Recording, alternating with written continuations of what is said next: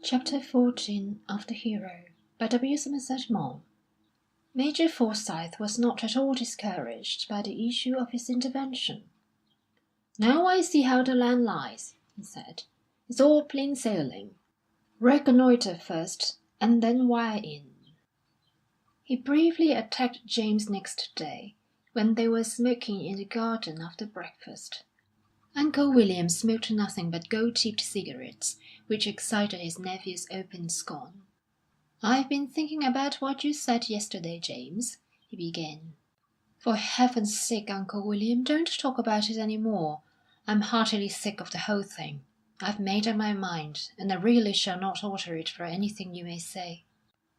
Major Forsyth changed the conversation with what might have been described as a strategic movement to the rear. He said that Jamie's answer told him all he wished to know, and he was content now to leave the seeds which he had sown to spring up of their own accord. "I'm perfectly satisfied," he told his sister, complacently. "You'll see that if it'll all come right now." Meanwhile, Mary conducted herself admirably. She neither avoided James nor sought him, but when chance brought them together, was perfectly natural. Her affection had never been demonstrative, and now there was in her manner but little change. She talked frankly, as though nothing had passed between them, with no suspicion of reproach in her tone. She was, indeed, far more at ease than James. He could not hide the effort it was to make conversation, nor the nervous discomfort which in her presence he felt. He watched her furtively, asking himself whether she still suffered. But Mary's face betrayed few of her emotions. Tanned by exposure to all weathers, her robust colour remained unaltered, and it was only in her eyes that James fancied he saw a difference. They had just that perplexed, sorrowful expression which a dog has, unjustly beaten.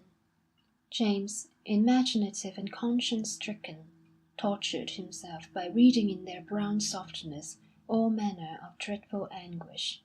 He watched them, unlit by the smile which played upon the lips, looking at him against their will, with a pitiful longing. He exaggerated the pain he saw till it became an obsession, intolerable and ruthless. If Mary desired revenge, she need not have been dissatisfied. But that apparently was the last thing she thought of. He was grateful to hear of her anger with Mrs. Jackson, whose sympathy had expressed itself in round abuse of him. His mother repeated the words. "I will never listen to a word against Captain Parsons, Mrs. Jackson. Whatever he did, he had a perfect right to do.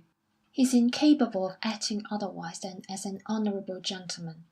But if Mary's conduct aroused the admiration of all that knew her, it rendered James still more blameworthy.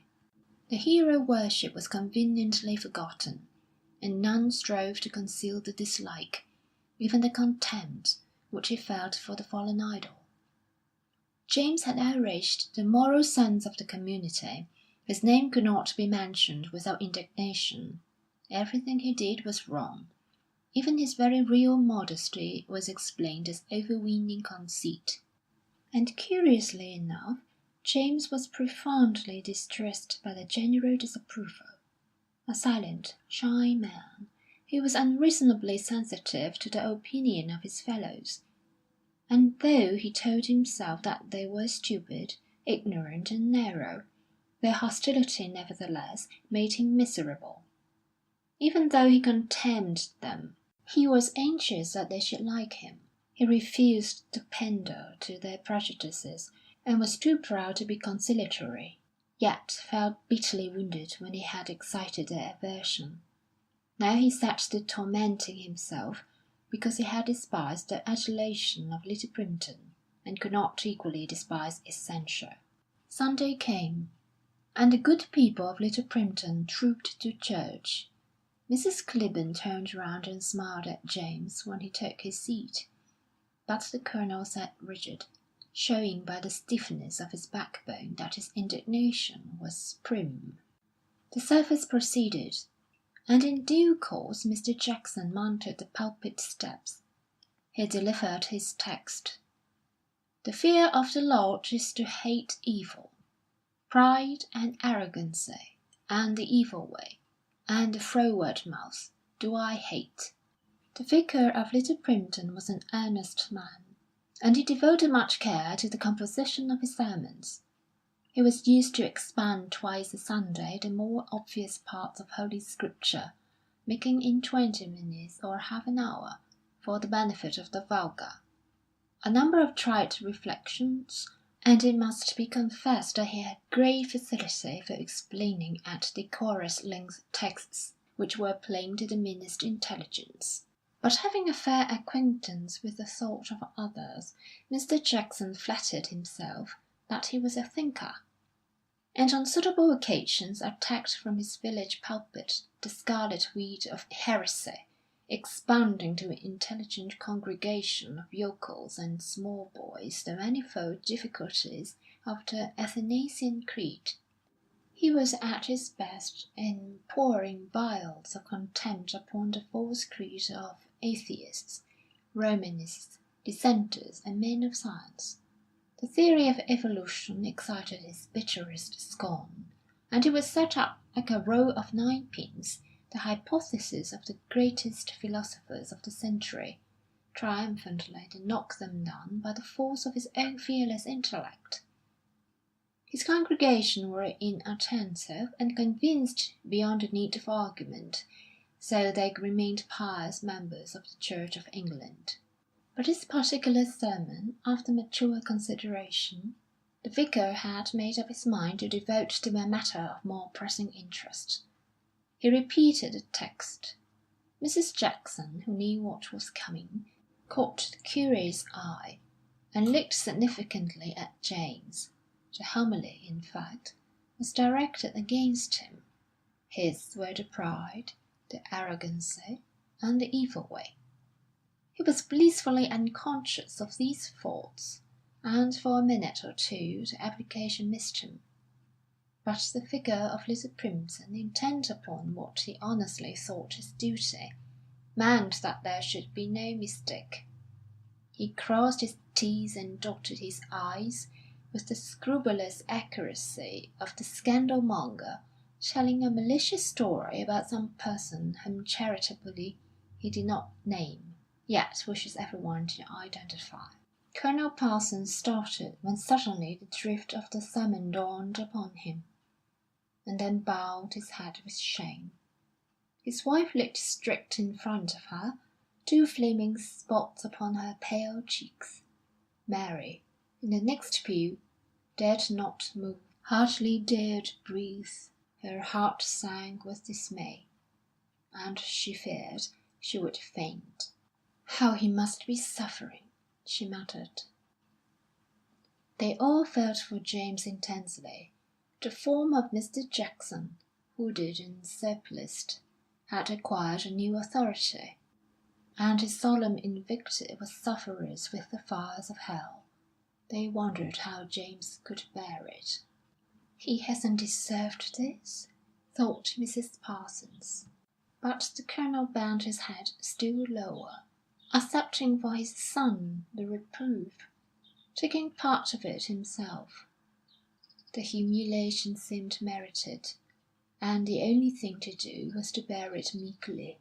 James alone appeared unconcerned. The rapid glances at him saw no change in his calm, indifferent face.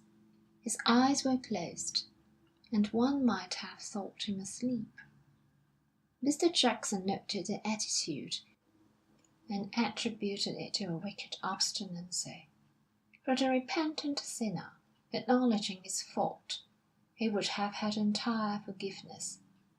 But James showed no contrition.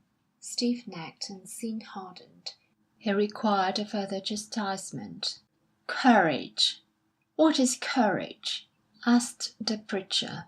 "There's nothing more easy than to do a brave deed when the blood is hot. But to conduct one's life simply, modestly, with a meek spirit and a Christ-like submission, that is 10 times more difficult. Courage, unaccompanied by moral worth, is the quality of a brute beast." He showed how much more creditable were the artless virtues of honesty and truthfulness, how better it was to keep one's word, to be kind-hearted and dutiful.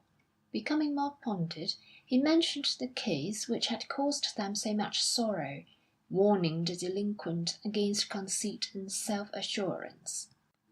"Pride goeth before a fall," he said, "and he that is mighty shall be abased." They walked home silently, Colonel Parsons and his wife with downcast eyes, feeling that everyone was looking at them. Their hearts were too full for them to speak to one another, and they dared say nothing to James. But Major Forsyth had no scruples of delicacy. He attacked his nephew the moment they sat down to dinner. "Well, James, what do you think of the sermon? Feel a bit sore?" "Why should I?" "I fancy it was addressed pretty directly to you." "So I imagine," replied James, good-humouredly smiling. "I thought it singularly impertinent, but otherwise uninteresting." "Mr. Jackson doesn't think much of you," said Uncle William, with a laugh, ignoring his sister's look, which implored him to be silent. "I can bear that with equanimity. I never set up for a very wonderful person." "He was wrong to make little of your attempt to save young Larcher," said Mrs. Parsons gently. "Why?" asked James. "He was partly right. Physical courage is more or less accidental. In battle one takes one's chance. One soon gets used to shells flying about. They're not so dangerous as they look, and after a while one forgets all about them. Now and then one gets hit, and then it's too late to be nervous." "But you went back into the very jaws of death to save that boy. I've never been able to understand why. It didn't occur to me that I might get killed. It seemed the natural thing to do. It wasn't really brave, because I never realised that there was danger." In the afternoon James received a note from Mrs. Clibborn, asking him to call upon her. Mary and her father were out walking, she said, so there would be no one to disturb them, and they could have a pleasant little chat. The invitation was a climax to Jamie's many vexations, and he laughed grimly at the prospect of that very foolish lady's indignation. Still, he felt bound to go. It was, after a fashion, a point of honour with him to avoid none of the annoyances which his act had brought upon him. It was partly in order to face every infliction that he insisted on remaining at Little Primpton. "Why haven't you been to see me, James?" Mrs. Clibborn murmured, with a surprisingly tender smile. "I thought you wouldn't wish me to." "James!" She sighed and cast up her eyes to heaven. "I always liked you. I shall never feel differently towards you." "It's very kind of you to say so," replied James, somewhat relieved. "You must come and see me often. It'll comfort you." "I'm afraid you and Colonel Clibborn must be very angry with me." "I could never be angry with you, James. Poor Reginald! He doesn't understand. But you can't deceive a woman." Mrs. Clibborn put her hand on Jamie's arm and gazed into his eyes. "I want you to tell me something. Do you love anyone else?" James looked at her quickly and hesitated. "If you had asked me the other day, I should have denied it with all my might. But now, I don't know." Mrs. Clibborn smiled. "I thought so," she said. "You can tell me, you know." She was convinced that James adored her, but wanted to hear him say so. It is notorious that to a handsome woman even the admiration of a crossing sweeper is welcome. "Oh, it's no good any longer trying to conceal it from myself," cried James, forgetting almost to whom he was speaking. "I'm sorry about Mary. No one knows how much, but I do love someone else. And I love her with all my heart and soul, and I shall never get over it now." "I knew it," sighed Mrs. Clibborn, complacently. "I knew it." Then, looking coyly at him, "Tell me about her." "I can't. I know my love is idiotic and impossible, but I can't help it. It's fate." "You're in love with a married woman, James." "How do you know?" "My poor boy, do you think you can deceive me?" "And is it not the wife of an officer?" "Yes, a very old friend of yours." "It's just that which makes it so terrible." "I knew it." "Oh, Mrs. Clibborn, I swear you're the only woman here who's got 2 ounces of gumption. If they'd only listened to you 5 years ago, we might all have been saved this awful wretchedness." He could not understand that Mrs. Clibborn, whose affectations were manifest, whose folly was notorious, should alone have guessed his secret. He was tired of perpetually concealing his thoughts. "I wish I could tell you everything," he cried. "Don't! You'd only regret it, and I know all you can tell me. You can't think how hard I've struggled. When I found I loved her, I nearly killed myself trying to kill my love. But it's no good. It's stronger than I am. And nothing can ever come of it, you know," said Mrs. Clibborn. "Oh, I know, of course I know. I'm not a cat. The only thing is to live on and suffer. I'm so sorry for you." Mrs. Clibborn thought that even poor Algy Turner, who had killed himself for love of her, had not been so desperately hit. "It's very kind of you to listen to me," said James. "I have nobody to speak to, and sometimes I feel I shall go mad." "You're such a nice boy, James. What a pity it is you didn't go into the cavalry." James scarcely heard. He stared at the floor, brooding sorrowfully. "Fate is against me," he muttered. "If things had only happened a little differently. Poor Reggie!"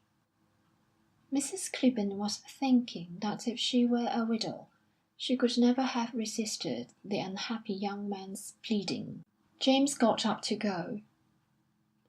"It's no good," he said. "Talking makes it no better.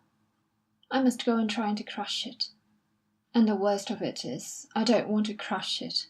I love my love. Though it embitters my whole life, I would rather die than lose it. Good-bye, Mrs. Clibborn. Thank you for being so kind. You can't imagine what good it does me to receive a little sympathy." "I know.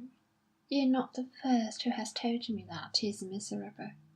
I think it's fate, too." James looked at her, perplexed, not understanding what she meant. With her sharp feminine intuition, Mrs. Clibborn read in his eyes the hopeless yearning of his heart, and for a moment her rigid virtue faltered. "I can't be hard on you, James," she said, with that effective sad smile of hers. "I don't want you to go away from here quite wretched. What can you do to ease the bitter aching of my heart?" Mrs. Clibborn, quickly looking at the window, noticed that she could not possibly be seen by anyone outside. She stretched out her hand.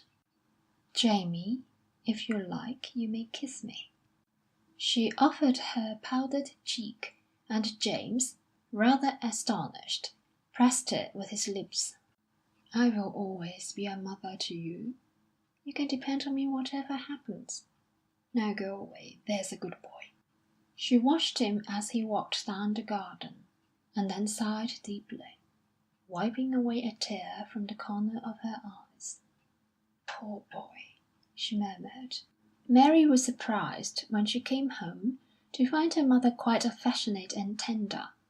Mrs. Clibborn, indeed, intoxicated with her triumph, could afford to be gracious to a fallen rival. Chapter 14